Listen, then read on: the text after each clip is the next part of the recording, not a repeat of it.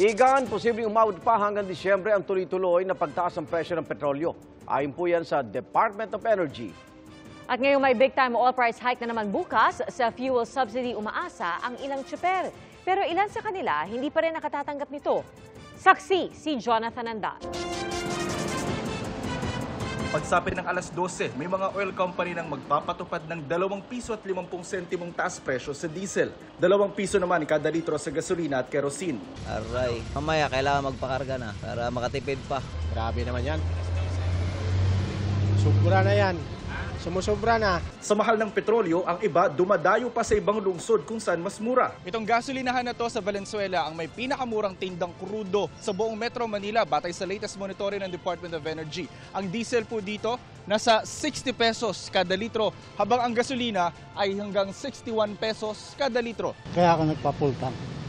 Magtataas bukas makakamenos ng konti. Pero kahit anong tipid, hindi may kakaila kung gaano kabigat sa bulsa ang sunod-sunod na oil price hike. Higit 17 piso na sa diesel kapag pinagsama-sama ang taas presyo bukas at nito nakaraang 10 linggo. Ang gasolina aabot na sa halos 12 piso kada litro ang pagtaas mula nitong Hulyo. Halos 16 na piso naman sa kerosene. From the time na umingkris ng panglabisa na ito, nasa 500 plus pesos a day na ang nawawalang kinikita ng ating hanay. Kaya ang hiling sana nila pagbigyan ng pisong provisional increase habang dinidinig ang 5 pisong taas pasahe na petisyon nila sa LTFRB. Lalo't one time lang ang fuel subsidy at hindi lahat ng tsuper nakakakuha na ngayong may spending ban ng COMELEC dahil sa barangay SK election sa October 30. Ang ibang land bank ayaw mag-release ng fuel subsidy card dahil hinahanapan pa ng exemption. Kung iba-ban pa ito ng COMELEC, ano na mangyayari sa buhay ng driver? Wala pa tayong nare-receive na application for fuel. Sana nga maging maliwanag lang kung nasaan na ba yung application nilang yan.